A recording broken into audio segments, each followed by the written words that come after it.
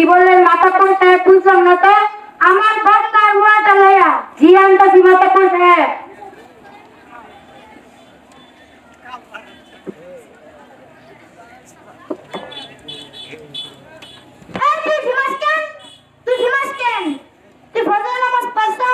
না পড়ি নাই। ও সারা রাত খেতার নিজে শুয়ে শুয়ে মোবাইল টিপস। এই যে তোদের কাজ মোবাইল কিনতে মানা করছিলাম, তুই আমার কথাটা মানলি না। মা বাবার কাছ তো নিবি না, ফেসবুকে একটু বেটে খরচ করবি। আর আমি এও শুনলাম তুই নাকি অসময় মোবাইল টিপস। আরে বোকা, তুই তো জানিস না এশার নামাজের পর কথা না বলে তাড়াতাড়ি ঘুমানো সুন্নত। বলে ভালো করে খেয়ে দিস আর ফজর নামাজটা পড়ে নিস। এরপর যদি কোনোদিন ফজর নামাজ কাজা হয় তাহলে আমি আর রাখবই না। জি আচ্ছা মাতাপুর সাহেব, আমি আর ফজরের নামাজ কাজা করবো না। খেতার নিচে শুয়ে শুয়ে মোবাইল টিপবো না, ওয়াশরুমে গিয়ে মোবাইল টিপবো না। এই নিন আপনার মুলার বদনা।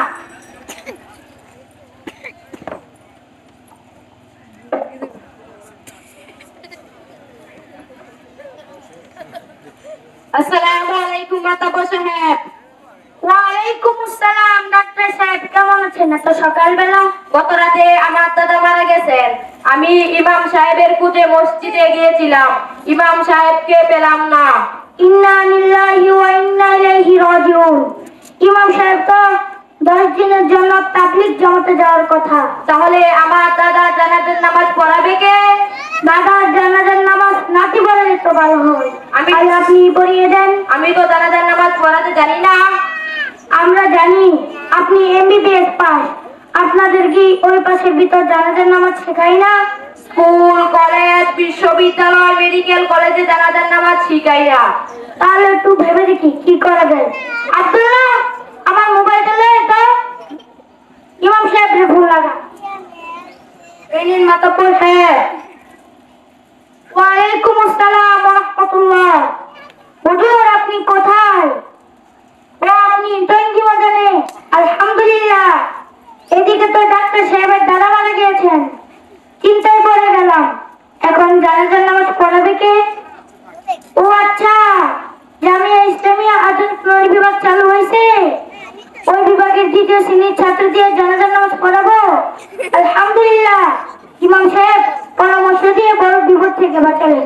আসসালামু আলাইকুম ওয়া রাহমাতুল্লাহ। ওয়ালাইকুম। আচ্ছা শোনো, তুমি কোন মাদ্রাসায় পড়ো? আমি জামিয়া ইসলামিয়া শাহরামগঞ্জে রওজাতুল আতফাল আধুনিক নড়ি বিভাগের 2য় শ্রেণীতে পড়ি। তুমি কি জানাজার নামাজ পড়াতে পারবে? ইনশাআল্লাহ। ইমাম সাহেব জামিয়া ইসলামিয়া আধুনিক নড়ি বিভাগের 2য় শ্রেণীর ছাত্র হয়ে পারবে বাবা তুমি জানাজার নামাজ পড়াতে? ইনশাআল্লাহ পারবো।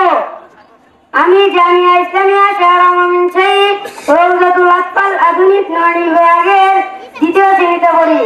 আমাদের সিলেবাসে কুরআন, কালিমা, হাদিস, দোয়া, মাসআলা, জানাজা, জুমা ও একজন মুসলমানের জন্য যে বিদ্যা অর্জন করা ফরজ সেই বিদ্যা শিক্ষা দেওয়ার পাশাপাশি বাংলা, ইংরেজি, অঙ্ক এবং সকল বিষয়ে সুন্দর আচার লেখা প্রয়োজনীয় সব বিদ্যা শিক্ষা দেওয়া হয়। আমি আধুনিক শিক্ষায় এত বড় শিক্ষিত হওয়ার পরও জীবনের গুরুত্বপূর্ণ প্রয়োজনীয় জানাজার নামাজ সেটাও পড়াতে পারি না। আমি তোমার কাছ থেকে এক নতুন শিক্ষা পেলাম। নুরানির উসিলায় আমার বংশের ইজ্জত বাঁচলো। বাবা তোমাকে ধরে কথা দিলাম, আমার ছেলেকে কালী জামিয়া ইসলামিয়া শেখরা মুমিন শাহী আধুনিক নুরানি বিভাগে ভর্তি করে দিব। আমিও আমার স্বপ্নাটিকে নুরানিতে ভর্তি করে দিব।